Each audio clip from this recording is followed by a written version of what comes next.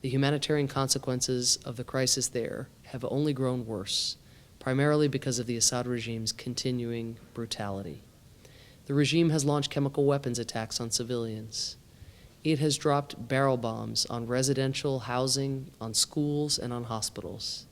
It is responsible for the systematic torture and murder of political dissidents and ordinary citizens.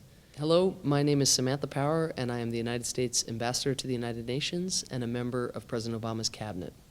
I'm speaking to you from the 3rd Syria Donors Conference in Kuwait City, where I have come on behalf of President Obama and the American people to pledge the United States' ongoing commitment to helping the people of Syria.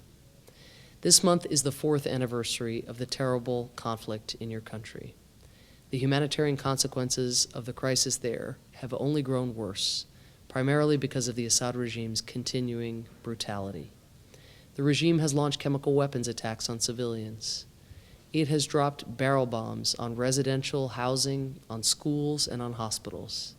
It is responsible for the systematic torture and murder of political dissidents and ordinary citizens. It has obstructed humanitarian assistance deliveries to people living under siege. All of this violence against you, the Syrian people, has resulted in the worst humanitarian crisis the world has seen in a generation and one of the worst of all time.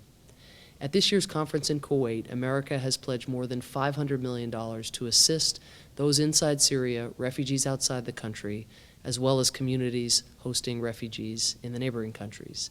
This new pledge brings our total humanitarian contribution to nearly $3.7 billion, more than any other single donor.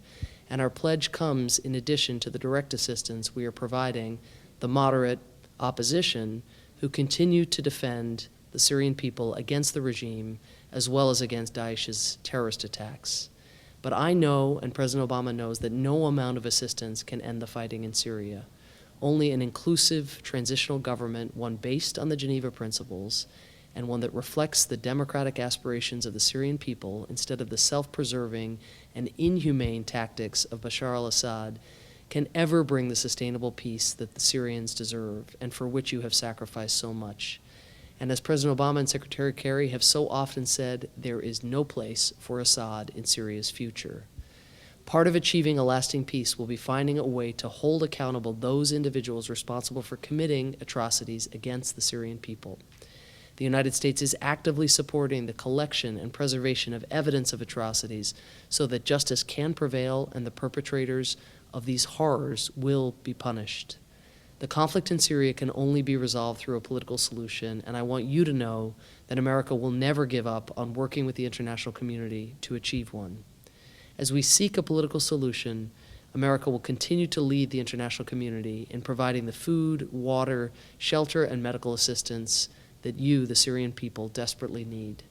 And I want you to know that at the United Nations, where American efforts on the Security Council to seek justice for the Syrian people have been blocked by Russia and China, I will keep telling your stories and echoing your voices until member states change their positions and join us in finding a path toward peace and dignity for all Syrians. Thank you.